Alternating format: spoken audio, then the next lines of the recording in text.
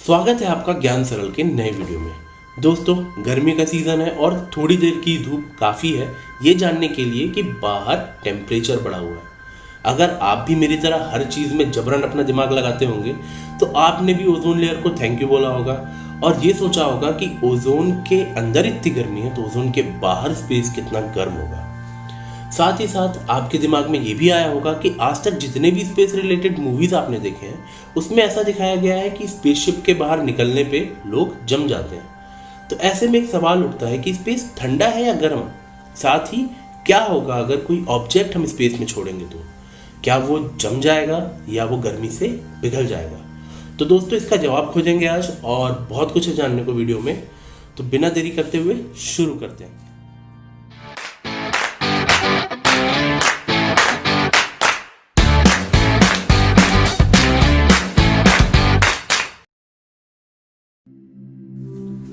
Space ठंडा है या गर्म है ये समझने से पहले हीट ट्रांसफर के बारे में जानना बहुत ज़रूरी है। हीट ट्रांसफर का मतलब होता है गर्मी का एक बॉडी से दूसरे बॉडी में ट्रांसफर होना। तो दोस्तों, जब भी हम किसी चीज़ को छूते हैं तो दो में से एक प्रोसेस होता है। या तो हमारे बॉडी से गर्मी उस चीज़ में चली जाती है या उस चीज़ से गर्मी हमारे बॉडी में आ जाती है। अब अगर गर्मी हमारे बॉडी से गई हो तो हम ये बोलते हैं कि वो चीज़ ठंडी है या फिर उसका टेम्परेचर कम है। वही जब गर्मी हमारे बॉडी में आती है तब हम ये बोलते हैं कि वो चीज़ गर्म है और उसका टेम्परेचर ज़्यादा है। लेकिन क्या किसी चीज़ से या किसी ऑब्जेक्ट से गर्मी निकलने के लिए या गर्मी आने के लिए उसे किसी दूसरे ऑब्जेक्ट के साथ टच में होना ज़रूरी है? तो इसका जवाब है नहीं। दोस्तों, गर्मी तीन तरह से ट्रांसफ़र होती है, कंडक्शन, कन्वेक्शन और रेडिएशन से। मान लीजिए आपने एक पैन लिया और उसमें पानी भर के उसे स्टोव पे रख दिया।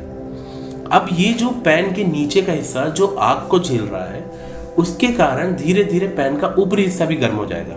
तो ये जो नीचे से ऊपर तक गर्मी गई ये कंडक्शन के कारण गई। साथ ही साथ उसके अंदर जो पानी है तो पानी का निचला सतह जो है जहाँ पे गर्मी डायरेक्ट पड़ रही है वो गर्म होगा और फिर वो ऊपर चला जाएगा और ऊपर का पानी नीचे आ जाएगा। तो इस तरह से जो हीट का ट्रांसफर होता है उसे कन्वेक्शन बोलते हैं। लेकिन जब आप गैस से उतार के उस पतीले को रख दोगे साइड में तो धीरे धीरे उसमें से गर्मी निकलने लगेगी और अपने आप ठंडा होने लगेगा। तो ये जो गर्मी निकलने लगी ये था रेडिएशन के कारण।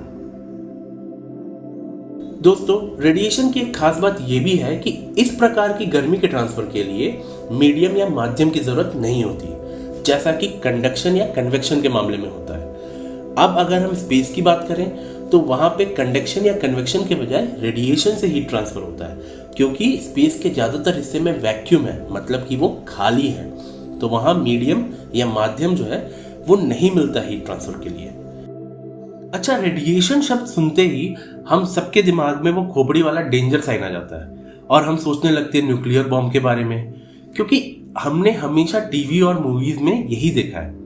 बट क्या आप ये जानते हैं कि हर ऑब्जेक्ट एनर्जी रेडिएट कर रहा होता है? यहाँ तक कि हमारा शरीर भी हर समय गर्मी रेडिएट करता रहता है। बस फर्क इतना है कि ये हमें दिखाई नहीं देता और ये ज्यादातर समय इतना कम होता है कि हमें फील तक नहीं होता।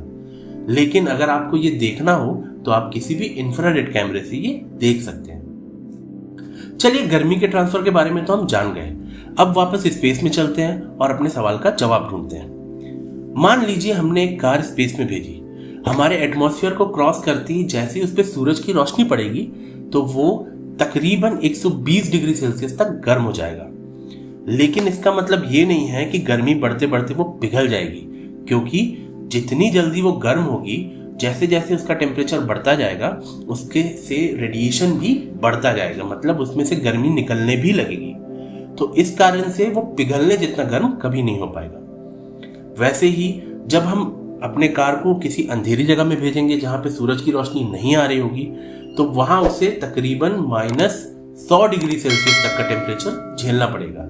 ऐसा इसलिए होगा क्योंकि वहां सूरज की रोशनी नहीं पहुंच रही और स्पेस में सूरज ही एक ऑप्शन है जहां से गर्मी आती है। अच्छा, ये जो टेम्परेचर की हम बात कर रहे हैं कि 120 डिग्री सेल्सियस की गर्मी और -100 डिग्री सेल्सियस वाली ठंड, तो ये सिर्फ पृथ्वी के बाहर की स्पेस की है, मतलब कि सूरज से लगभग 15 करोड़ किलोमीटर दूर की। इसी तरह जब हम सूरज के पास जाएंगे या सूरज से दूर जाएंगे तो भी ये टेम्परेचर में चेंजेस आएंगे।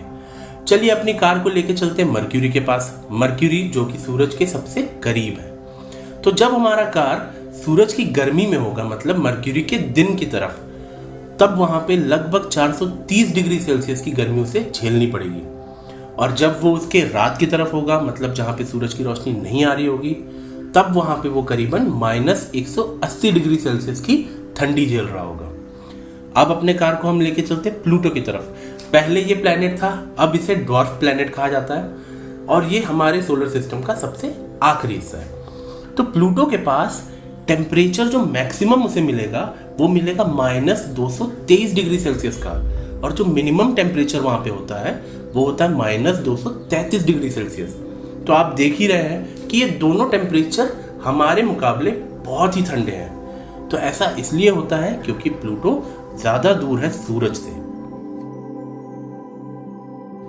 तो दोस्तों इतना तो हम समझ गए कि सूरज से दूरी इस चीज को निर्धारित करती है कि वहां का टेम्परेचर कितना ज्यादा और कितना कम होगा।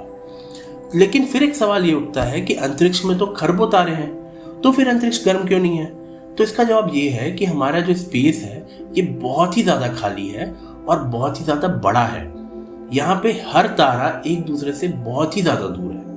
अब अगर हम बात करें प्रॉक्सिमा सेंटोरी की, जो कि हमसे सबसे करीबी तारा है, तो उसके और हमारे बीच पे भी 4.22 यानी कि 4.22 लाइट ईयर्स की दूरी है।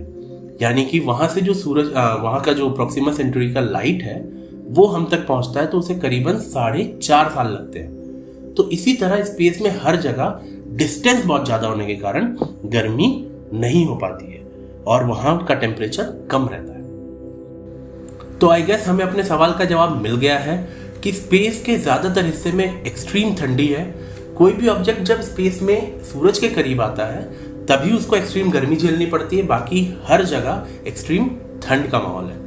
तो दोस्तों आई होप आपको इससे कुछ सीखने को मिला हो। तो आशा करता हूँ आपको ये वीडियो पसंद आया हो। अगर ये वीडियो पसंद आया तो प्लीज इसे थम्स अप दें, और अगर अभी तक आपने चैनल को सब्सक्राइब नहीं किया है तो प्लीज चैनल को सब्सक्राइब करें और बेल आइकन को प्रेस करें। साथ ही साथ अगर आपके पास कोई ऐसे इंटरेस्टिंग फैक्ट है या वीडियो के ऊपर कोई फीडबैक है तो उसे कमेंट सेक्शन में लिखकर मुझे जरूर बताएं।